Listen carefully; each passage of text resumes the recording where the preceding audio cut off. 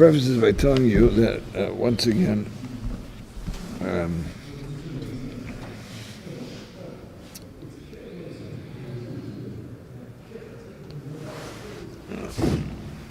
I can't speak authoritatively about this because it's a very big issue, and I'm not talking. I'm going to have to get to your question again another day. But David's question is, they say that. I think I mentioned this before, that when the Baal Shem Tov was in the last days or weeks of his life, he told his Hasidim that they needed to prepare themselves for the fact that he was going to pass on, and they asked him what they should do in his absence. So he said to them, you need to go find, you can't be without a Rebbe, you have to find the Rebbe. So they asked him, how will we know who the right person is? And in fact, he said to them, you'll have to feel who the right person is. He said, but one thing I can tell you is how to rule out someone. He said, ask them how to handle machshava zoros, how to handle, these errant thoughts. He said, if he tells you that he knows how, he's not the right person.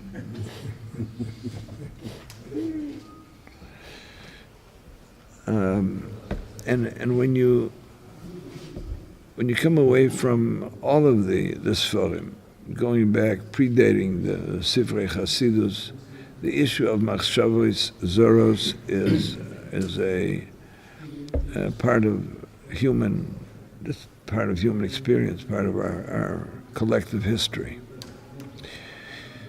So the question is not how to stop them; it's how to manage them.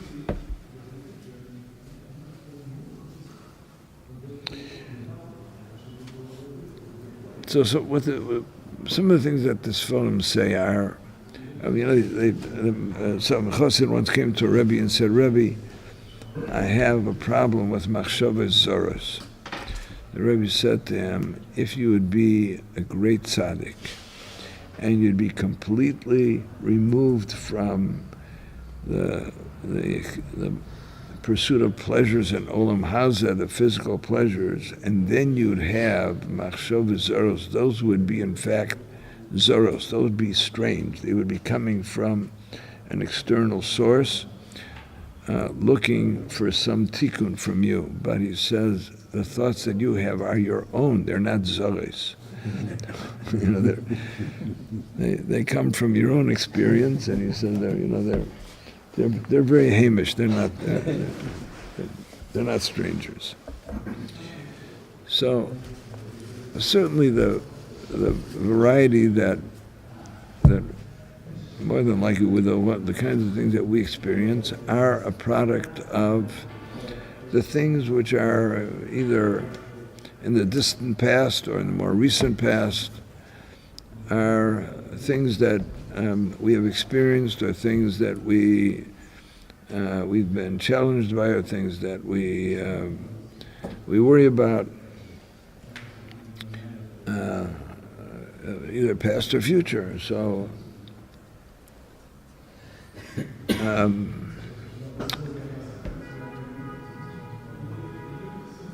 this film indicate that these thoughts are not random, that our experiences, past and present and future, are things that, it's not just that the physical world yearns to be connected to the divine.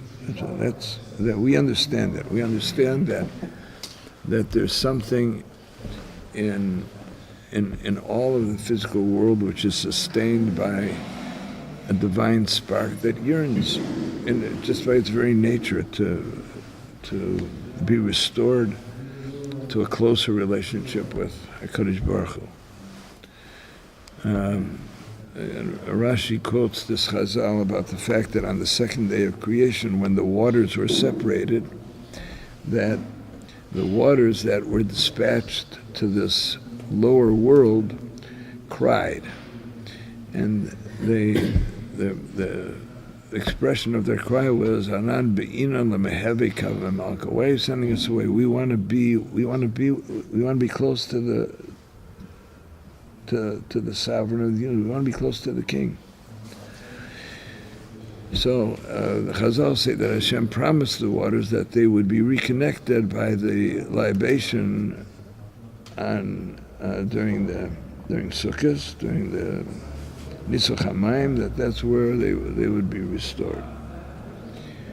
And I've suggested in the past that when things, that there are two experiences that are very profound experiences. One of them is in some way feeling torn away from something that we consider a home experience, a place in our lives where we feel very secure. It could be actually home, or it could be a relationship which is very, very secure and loving. It's a home experience, and returning to such a coming back home experience is one that evokes a great deal of emotion. I suggested that usually it's those two kinds of things that bring us to tears. So the reason that those things evoke tears is because that's when tears are all about being torn away from Hashem and the promise that they're going to be restored to Hashem. So it's those two movements which have in common that basic movement of being torn away from HaKadosh Baruch Hu and returning to HaKadosh Baruch Hu. So whenever that happens to us in ways that are that touch us that deeply, so we have this in a certain sense we have the movement of the waters. So it's not just the physical things in the world, but even thoughts.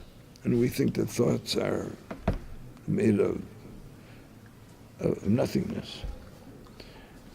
But thoughts are real. Thoughts do have a certain energy, a certain presence, a certain substantiveness. And when our experiences in life, or the anticipation of experiences in life, are not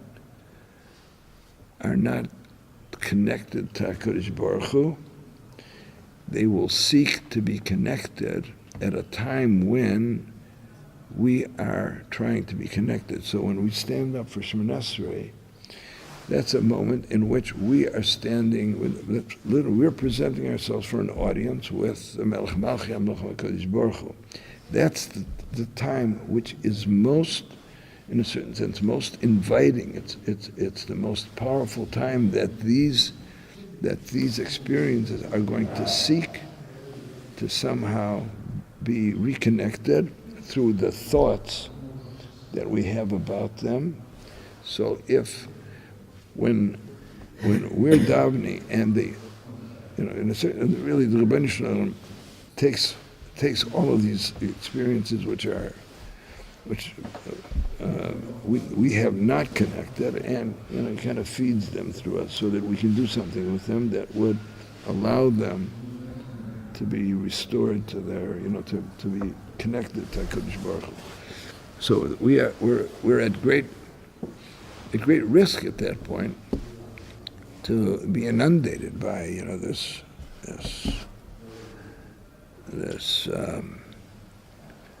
river of this torrent of thoughts. And the question is, so in fact, how do we connect them once they're coming through? What do we do with them? So in classic Hasidus, there's a concept of sublimating them, but the Sfarim, the Siddish Sfarim discourage that. They say that the best thing to do is to move them on.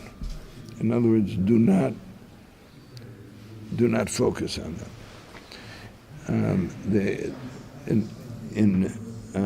In recognizing that they're kind of fighting for attention, and that attention that you're going to give them is going to distract you from your audience with the king. The tikkun for them is rejecting them. That's their tikkun.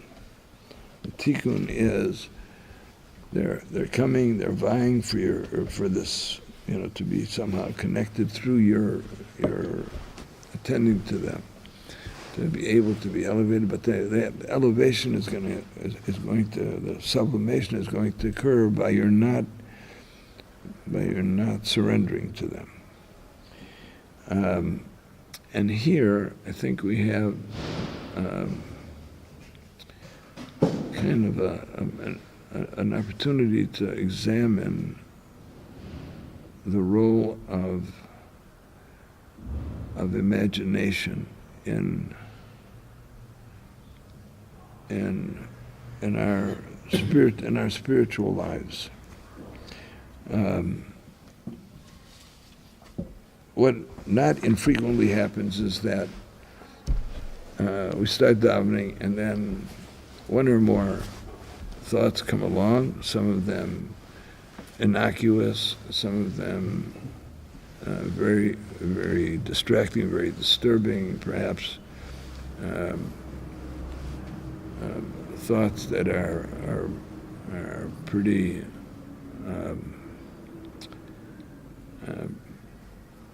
they may be lurid, they may be very objectionable. So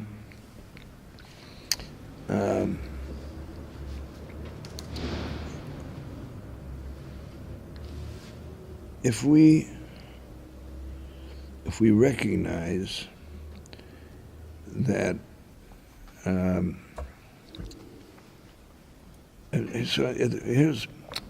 here's the danger. The danger is that we get very caught up in trying in some way to salvage our integrity and our dignity by doing something with this thought that will diffuse it in some way. It's like, you've got a bomb, and you call the bomb squad, and they're going to come in and they're going to diffuse the bomb. So we're trying in some way to diffuse this disturbing thought.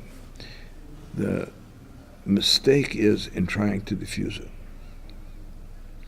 because the moment that we stop it and address it, and then try in some way to unravel it, or to somehow create a plot where it's no longer where we've championed the thought, we've transcended the thought. So the moment that your imagination gets engaged with the thought, that's where you are. Baal Shem HaKodesh said, you are where you think. More importantly, you are where your imagination is. So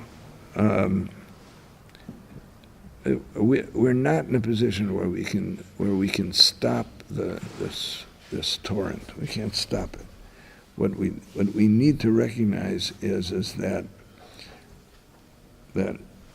what we need to do with it is not to arrest it. Don't stop it. Don't try to fix it. Don't try to finish out the plot. Don't try to in a certain sense, sometimes we'll take the things that are going on, we'll put it on, as though it were happening to someone else, and we'll feel safe because that's not. Whatever we're doing with it in our imagination is putting us in that place. And the best thing to do is just leave it alone, move on with it. And even though we feel that we left something unfinished, even though we feel that somehow we're guilty because for the 2 seconds that we entertained the thought, it has sullied us. The quicker that we get out, the more integrity we have, and the tikkun for the experience or the thought is in our moving it on.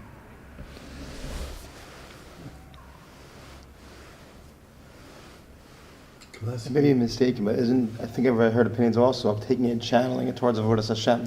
That's right. That's the halos hamida. It's a wreck. It's a train wreck. It's a train wreck to do that. It's a train wreck. So classical Hasidus try to advise sublimating it. What changed? What changed is that there was just a basic recognition that ability is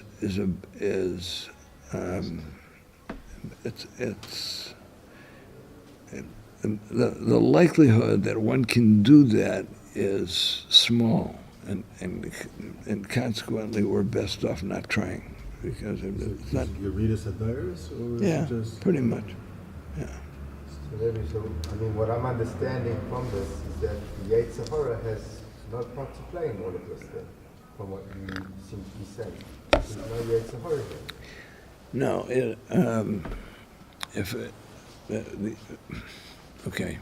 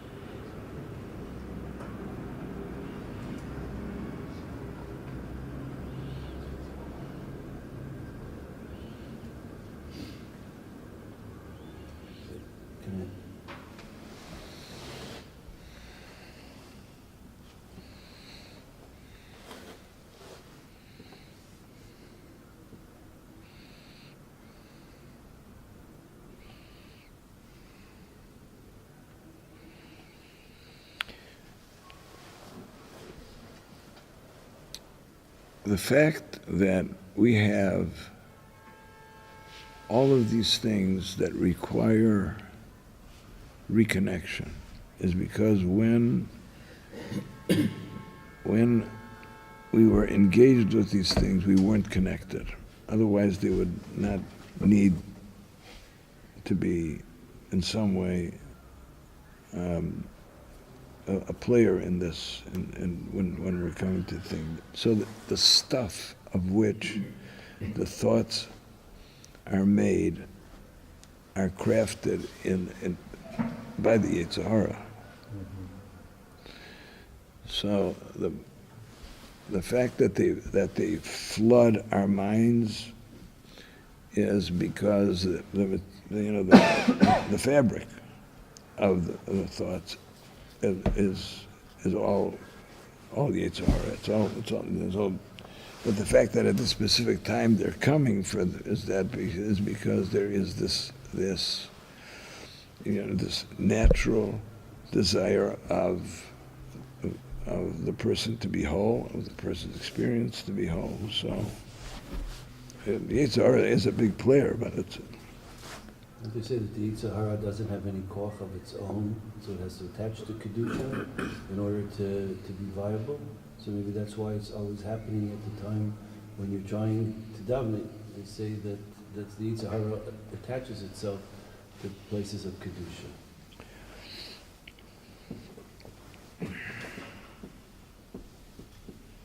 There's no doubt about the fact that if we allow our imagination to, if we allow these thoughts to trigger our imagination, that at that moment we are now processing divine energy to the dark side. Processing divine energy. What? I didn't get processing divine energy. To the dark side. So they say that places like Christianity or Muslim, they'll put their places next to Kedusha. I don't know, that's not necessarily their conscious thinking, but there are times you see where there's a church or where there's they didn't put the mosque on top of Har Bayis by, with the church right near here where the Torah went by. And they say that's that side comes to attach to Kedusha. So usually these thoughts that are coming. Shem Shmuel says that Tumas Meis, he uses the metaphor of if you have a jar of honey and you've emptied all the honey, if you leave the jar open, then flies will all attach themselves, even though all the honey is gone, but there's this very residue.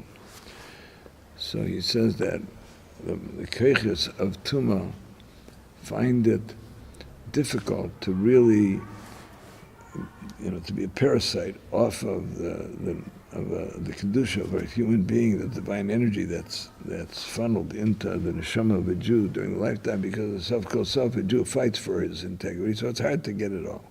But the moment that the neshama leaves, so there's only a very, very small kind of residue of the neshama that's connected to the body, and then it's much more vulnerable. So that's where the Keches HaTumah kind of focus on this, because the person is defenseless, and that's one of the reasons that tzaddikim wanted to be buried immediately, because in as much as the neshama is not there and the guf is more vulnerable to the Keches HaTumah, so the sooner the burial, the less that's going to take place. So they say that Rav Steinman insisted that he be buried within 6 hours of his demise. The Sons of Ov said that they should, when he died, they should just open up a grave right next to his bed and put him in it, like that, immediately. How do we understand that in connection with the idea that you see that tzaddikim's bodies don't decompose? How would you? Okay, it's something else. So tzaddikim don't have that problem. Their goof is their goof is like a neshama. Maybe let's go to the Gemara that discusses if you have errant thoughts, so you should think about Shema, or think yourself in the basic Midrash, or think about the Yom. It's in general about the Yetzer Hara. It's more about the Yetzer Hara than errant thoughts. Yeah. And then the other question I mean, if anything, you're saying we should pay attention to these thoughts in some way because they're unfinished. You started saying something, they're unfinished business, so to speak. Yeah. But Well, not unfinished. They're things that when we did them were not connected to Kedusha. So, I mean, they weren't necessarily connected to Tumah, but The as much- resolution of them is then to right. connect them to, but at this point in time, just cut where you are and Cut where you are, reconnect. right. Pick up the apples. It's the cutting that enables them to, kind of, in a certain sense, be free to reconnect. So it's not, the Sfarim say, for example, that, and the Rambam talks about how we can make physical things spiritual by having a mindset, so that when we eat, for example, that we say, I'm eating so that I'll have koyach to serve Hashem. I'm sleeping so that I'll have energy to serve Hashem. And that way we've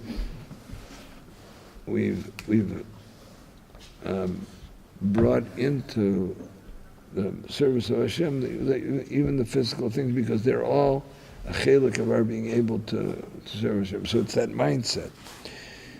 Rabbi Michel says in Mesilas Yesharim that by people who are really people of a great spiritual level, that it's not that these things are preparatory to being able to serve Hashem. It's not just that eating is a way in which we'll have energy to serve Hashem, and that's what makes the eating part of our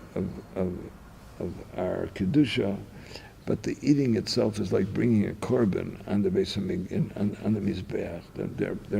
They're people who know how to eat in such a way that the pleasure experience is not in any which way really a physical experience. It's a spiritual experience. So, but the people who know how to do that are few and far between.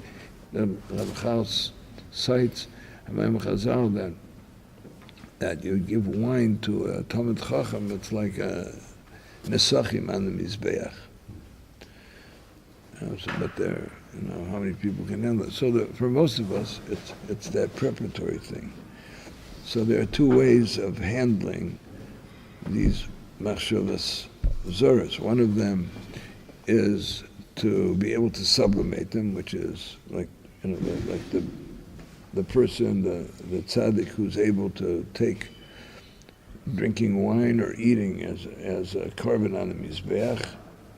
And then there are those who, the way in which to connect it is by making it preparatory. So over here, if we can't sublimate the thought, the way to be misakin it is it's not the most ideal, but it's still the most effective tool that we have, and that's by recognizing that by giving it, when we allow these thoughts to move into, to transition into our imagination, we have given them now a stage.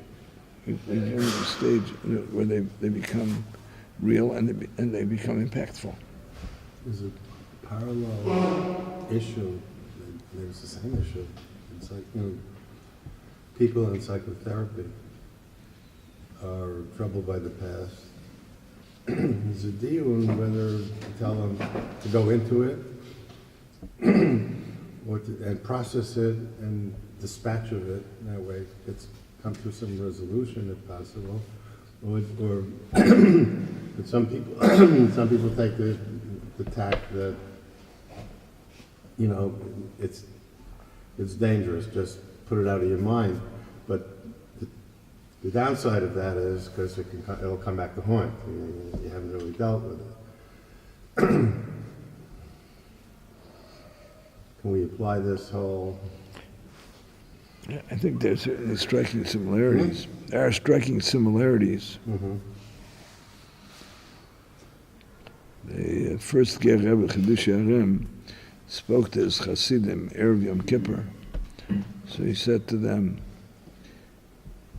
when it comes to the Al-Chaitz, go through them very rapidly. Mm-hmm. He said, do not think about them. He says, because when you think about them, that's where you are.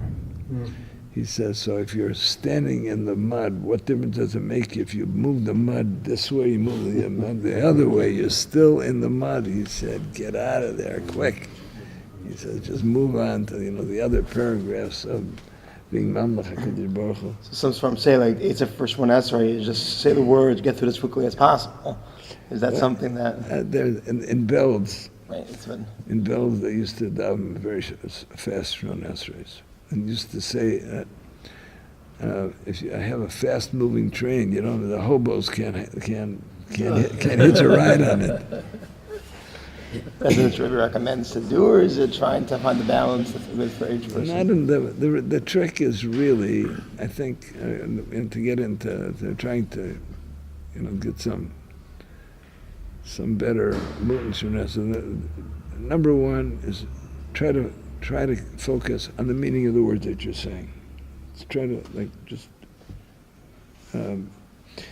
another thing that you might want to do is to stop before each paragraph in Shemon Esrei and ask yourself what personal request you would have that consistent with the theme of that bracha. So it takes like 10 seconds, 5 seconds. Shemon Esrei will be a little bit longer, but just to think, what when you say Chayin and Das, what kind of Das would you really like to have? So if you think about 5 seconds, so that you introduce your own personal need, your own petition into the things that'll enable you more to because otherwise we are just really it's just this stream of words, and then might as well go fast. You mentioned the word managing rather than Right. extinguishing. Right. So I'm wondering, managing could be, I could say, you got a good point, but this is not the time for it now. I'll be maksid zman to be osek in dealing with this issue, but this is not the time right now in which one is. So I think the Psalms say that's the stratagem of Yaakov with Esau, and that same stratagem is ourselves with those errant thoughts. Mm-hmm. Yaakov was told Esau, I'll catch up with you at Seir. and he had no intention of ever going to Seir. Yeah, but sometimes they will resurface, and like you're dealing with another person. And they say, it's important that let's talk about that, but this is not the right time. But we have to deal with this. Don't dismiss it.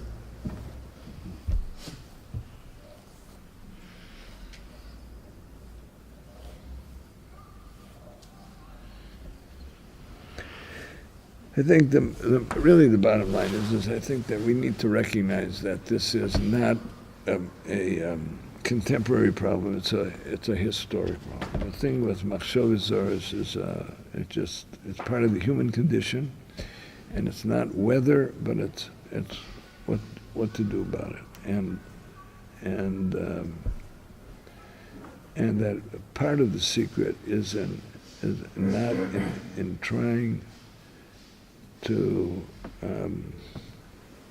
not trying to work our way out of things, and not to just the basic secret is just to recognize that it's there, and that what we need to do is just to move it on. And anything that we try to do, which is to rectify ourselves or create anything, the minute that imagination gets into this thing, we're in trouble.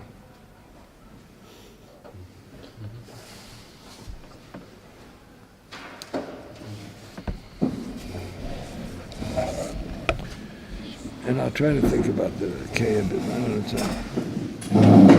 I don't know. That's a question for tomorrow. Okay.